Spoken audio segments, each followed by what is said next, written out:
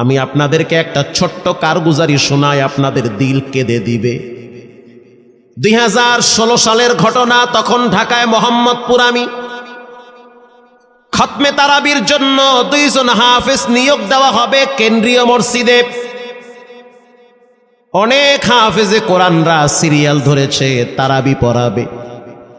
কার মনে না চায় এত বড় এক মসজিদে আমি যদি চান্স পাইতাম তো আমার কপালটা খুলে যেত। শুক্রবার দিন সবাই দরখাস্ত রাখলো, ইন্টারভিউ শুরু হয়ে গেল। পরের জুমায় অসংখ্য ছাত্রদেরকে দেখছি খতমে তারাবির জন্য ইন্টারভিউ সিরিয়াল দিয়েছে। ইন্টারভিউ বোর্ডের ভিতরে আমি ছিলাম। কয়েকজন হাফেজকে আমরা সিলেকশন করছি যে এদেরকে নেওয়া হবে। এদের তেলাওয়াত সুন্দর, পড়াও বড় মজার।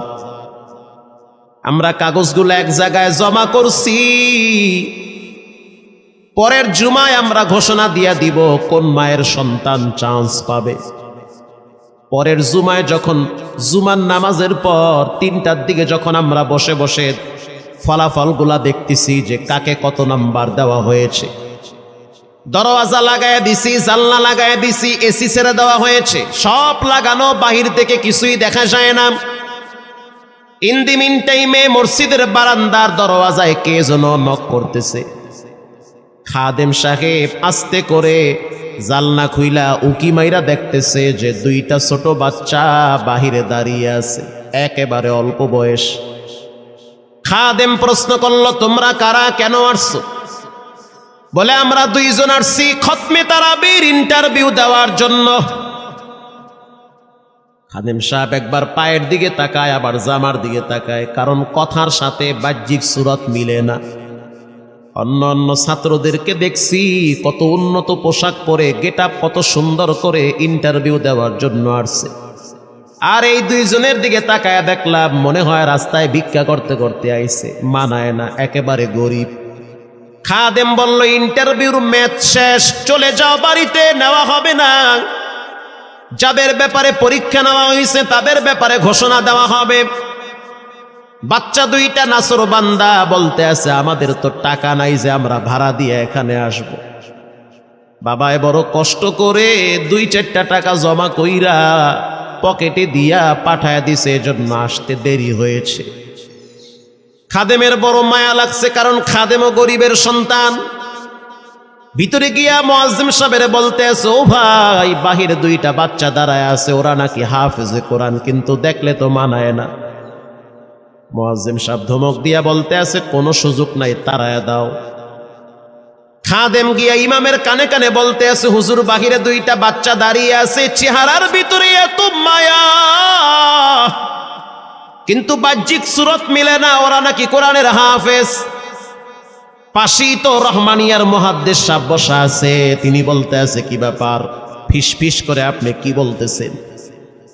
বলে, হুজুর, বাহিরে 2টা বাচ্চা দাঁড়িয়ে আছে, তারা খতমে তারাবির ইন্টারভিউ দিতে চায়। মুহাদ্দিস সাহেব বলল, কোনো কথা নাই, আল্লাহর ঘরের দরওয়াজা খুলে দাও, এখানে কোনো পার্সিয়ালিটি চলবে না। আল্লাহর ঘরের দরওয়াজা সবার জন্য খুলে দেওয়া হবে, আসতে দাও, ভিতরে বসতে দাও। যদিও ওদেরকে দেখতে মানায় না, বংশগত তেমন মর্যাদা নাই, ভিতরে আল্লাহর কোরআন থাকার কারণে আমাদের উপরে ওয়াজিব হয়ে গেছে তাদেরকে সম্মান করা। কোন দিক থেকে মানায় না, কিন্তু ভিতরে আল্লাহর কোরআন আছে, এজন্য তাদের মর্যাদা অনেক বেশি। এবার বাচ্চা 2টা বাহিরে উজুখানায় গিয়া সুন্দর করে উজু বানাইল। উজু বানাইয়া ভিতরে ঢুইকা আমি তাকায়া দেখতেছি লঙ্গির এক মাথা নিচে আর এক মাথা উপরে, এতটাই ভয়াবহ অবস্থা। কিন্তু আজীব দৃশ্য, 2 জনের চেহারা একই রকম লাগে। 2 জনের চেহারা একই রকম লাগে, কে বড় কে ছোট বোঝা বড় কঠিন হয়ে গেছে। মুসলমান ভাইয়েরা আমার, ইমাম সাহেব প্রশ্ন করলো, তোমরা 2 জনের বাড়ি কোথায়? বলে, আমরা নারায়ণগঞ্জে ভাড়া থাকি। বাড়ি কোথায়? বলে, আমাদের বাড়ি কুড়িগ্রামে। কুড়িগ্রাম থেকে ঢাকায় কেমনে আসছো? বলে, বাবায় ঢাকায় নিয়ে আসছে।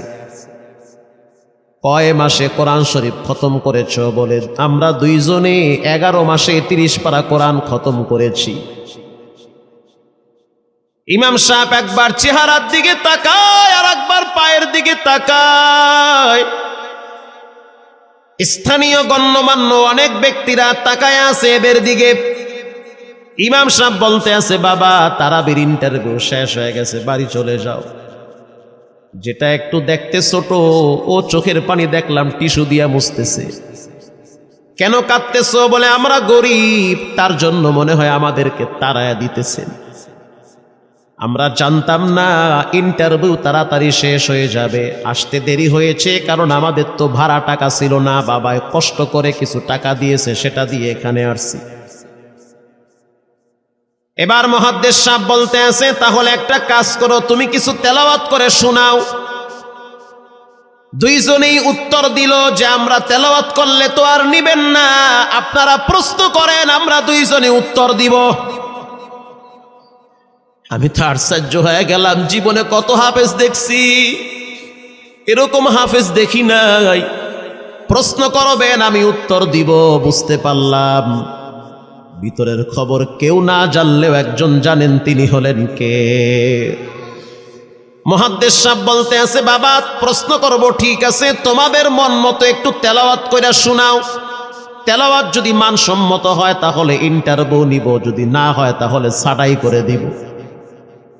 এবার ছোট যেটা সেটা তেলাওয়াত শুরু করলো সূরা তাহা থেকে। তাহা মা আনজালনা আলাইকাল কুরআনা লিতাশকা। এত সুন্দর পড়া মনে হইতে আছে, আসমান থেকে কোরআন নাজিল হইতেছে। এত সুন্দর পড়া, কত রঙের ঢঙের পড়া শুনলাম, এই পড়া কোনোদিন শুনি নাই। আমি তাকায় দেখলাম স্থানীয় টিউনো সাহেবের চোখের পানি বায়া বায়া পড়তেছি। ইশারা দিতে আছে আরো তেলাওয়াত করতে বলেন। এই পড়া তো শুনলে আমার দিলের ময়লাগুলা কাটে।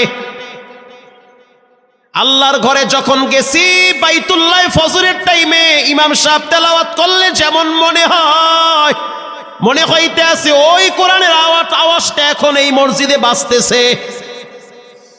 ছোট বাচ্চাটা তেলাওয়াত করলো, বড় সন্তানটাও তেলাওয়াত করলো। এবার যারা হাফেজ সাহেব ছিল তারা প্রশ্ন শুরু করলো। যেখান থেকে প্রশ্ন করে পৃষ্ঠা ঠেকায়া দেয়, একটা জায়গায়ও আটকাইতে পারে না। এমনকি বাচ্চা দুইটা এটাও বলেছে, যদি আপনাদের যদি ধৈর্য থাকে তো আমরা দুইজনে পুরা 30 পারা এখানে এক দাঁড়ানে পড়ায়া দিব। আশা করি একটাও বাঁচবে না।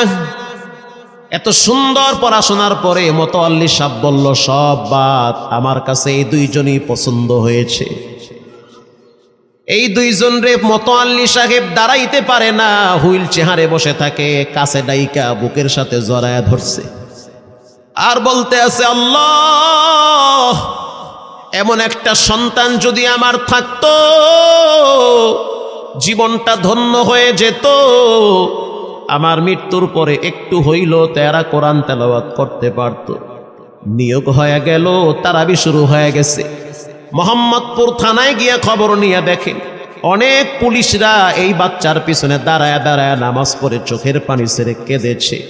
শুধু তাই নয়, অনেক হিন্দু মহিলারা পর্যন্ত রাস্তায় হাঁটার সময় তেলাওয়াতের আওয়াজে দাঁড়ায় দাঁড়ায় কোরআন শ্রবণ করেছে। শুধু তাই নয়, অনেক বড় বড় ডাকাত, মাস্তান, সন্ত্রাস, কিশোর গ্যাংয়েরা পর্যন্ত দাঁড়ায় দাঁড়ায় কোরআনের আওয়াজ শুনেছে। 17ই রমজান দেশে বদর দিবস, হাজার হাজার মুসল্লি দাঁড়িয়ে আছি। ইমাম সাহেব জানে না যে এরা দুইজনে আপন মায়ের পেটের ভাই হয়, এটা ইমামের জানা নাই। দুইজনে তারাবি চলতে আছে, চমৎকার পড়া, পিছনে শত শত মাওলানা মুফতি দাঁড়ায় থাকে। মনে হইতেছে তেলাওয়াতের আওয়াজে আর এক জগতে হারিয়ে যায়, এত সুন্দর পড়া। তারাবি শেষ হয়ে গেল, মুসাফা শুরু হয়ে গেল। বাচ্চা দুইটারে কেউ বুকের সাথে জড়ায়, কেউ কপালে চুমা দেয়, বলে আল্লাহর কোরআনকে চুমা দেই। হাজার হাজার মানুষ যখন আস্তে আস্তে নামাজ শেষ করে চলে গেল, একেবারে মসজিদের পিছনে বারান্দার পরে আরো একটা বারান্দা থাকে, ওই বারান্দায় এক লোক বসে বসে গামছা দিয়া চোখের পানি মুছতেছে। কিছুক্ষণ পরে লোকটা দেওয়ালের সাথে কপালটা ঠেকায় দিয়া একেবারে অস্থির হয়ে গেল, মনে হচ্ছে তার ভিতরে কাঁপুনি শুরু হয়ে গেছে। কিছু মুসল্লি গিয়া প্রশ্ন করলো, কি হয়েছে আপনার? বলে আমার কিছুই হয় নাই। টাকা লাগবে? বলে না, টাকা লাগবে না। তাহলে আপনি কেন এখানে কাঁদতেছেন? বলে আমি এমনি কাঁদতেছি, এটা কষ্টের কান্না না, এটা খুশির কান্না। এটা কষ্টের কান্না না, এটা খুশির কান্না, আনন্দর কান্না। আল বুকা মিনাল ফারাহ, অতি সুখে মানুষ কখনো কখনো কেঁদে দেয়, চোখের পানি ছেড়ে দেয়। ইমাম সাহেব বলল, পিছনে কে? লোকটা তাকে সামনে নিয়ে আসে। এবার লোকটাকে যখন কিছু দূর সামনে আনা হইল, ওই বাচ্চা দুইটা মসজিদের ভিতর থেকে দৌড় মাইরা গিয়া বলতে আছে, এই লোকটা আমার আব্বা, ইনি আমার আব্বা হয়। ধমক দিবেন না, রাগ করবেন না। আমার আব্বা ঢাকা শহরে রিক্সা চালায়, রিক্সা চালায় চালায় আমাদের দুইটা ভাইরে কোরআনের হাফেজ বানাইছে। ইমাম সাহেব ধমক দিয়ে বলতে আছে, আপনি কেন দেরি করলেন? আগে কেন আসলেন না? রিক্সাওয়ালা বলতে আছে, আমি যদি আগে আসতাম আর যদি পরিচয় দিতাম আমি রিক্সাওয়ালা, হয়তো আমার বাচ্চা দুইটারে মানুষ খোটা দিবে যে রিক্সাওয়ালার পোলা। এজন্য আমি আসি নাই। দূর থেকে নামাজে কোরআন তেলাওয়াত শুইলা আবার আস্তে করে দূরে চলে যাই। মাঝে মাঝে বাচ্চা দুইটার সাথে দূর থেকে আইসা দেখা করি। এটাই হলো কোরআনের বরকত। পরে শুনতে পারলাম এই বাচ্চা দুইটার মাও নাকি গাড়ি অ্যাক্সিডেন্টে মারা গেছে। লাশ পড়ে আছে সেই কুড়িগ্রামে। একটা ছেলের নাম জোবায়ের আর একটার নাম হলো তালহা। রিক্সাওয়ালা বলতে আছে, আমার আফসোস নাই, কষ্ট হলো এক জায়গায়, সেটা হলো ঈদের সময় বাচ্চাগুলা তো বাড়িতে যাবে, বাড়িতে যাওয়ার পরে দেখবে ওদের মায়ের লাশ কবরে পড়ে আছে। ডানে বামে মাটি, সামনে পিছনে মাটি, মাটির ঘর, অন্ধকার কবরে মা ঘুমায়। ঈদের দিন এমন কোন দরদি নাই যে আমার বাচ্চাগুলারে সান্ত্বনা দিবে। গত ঈদেও দেখছি বাচ্চা দুইটা মায়ের কবরের পাশে দাঁড়ায় দাঁড়ায় লম্বা টাইম কেঁদেছিল। আমাদের ঘরে কোনো ঈদ নাই। রিক্সাওয়ালাকে সান্ত্বনা দেওয়া হইল, নসিব আপনার ভালো, কপাল খুলে গেছে। দুইটা সন্তান হীরার টুকরা এমন ভাবে তৈরি করেছেন, মনে হইতে আছে জিন্দা কোরআন হাঁটতেছে। এজন্য সন্তানগুলাকে দিনদার বানান, ঠকবেন না। বর্তমান জমানায় মানুষ বড় স্বার্থপর। একমাত্র কলিজার টুকরা মা বাবার জন্য যেই দোয়াটা করে ওটা অন্য কেউ সহজে করতে চায় না। কথা ঠিক না ব্যাঠিক? সন্তানগুলারে দিনদার বানান, নেককার বানান, আল্লাহওয়ালা বানান। আল্লাহ পাক বলেন, যারা কোরআন পড়ে, নামাজ পড়ে, আল্লাহর রাস্তায় দান করে, তারা হলো সফল ব্যবসায়ী। এখানে এমন মানুষ বসা আছেন যে নিজের হাতে নিজের মায়ের কবরে রাখছেন, নিজের হাত দিয়া নিজের আব্বারে কবরে ফালায়া রাখছেন। ঘরে গিয়া দেখবেন মায়ের বিছানাটা খালি। যেই বিছানায় মা ঘুমাইতো সেই বিছানাটা এখন অসহায়ের মতো পড়ে আছে। বাবায় যেই বিছানায় শেষ বয়সে বসে বসে কোরআন তেলাওয়াত করত সেই বিছানাটা পড়ে আছে। এখন আর কেউ বলে না, বাজান তুই কেমন আছো?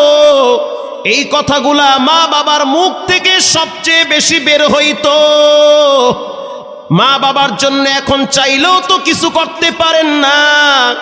আজকে যদি আপনার মা বাবা থাকতো, খাওয়ানো লাগতো, চিকিৎসা করার লাগতো, অসুস্থ মাকে নিয়ে ভোলা মেডিকেলে যাওয়া লাগতো, অসুস্থ আব্বারে নিয়ে লঞ্চে করে ঢাকা মেডিকেলে যাওয়া লাগতো। এখন মাও নাই, বাবাও নাই, টাকা আছে, চাইলেও খরচ করতে পারেন না। সহজ একটা রাস্তা বের করে দেই, এর চেয়ে সুবর্ণ সুযোগ আপনি পাবেন কোথায়? আব্বারে তো থাকলে খাওয়াইতেন ভাত, না তো আর করতে পারতেন না।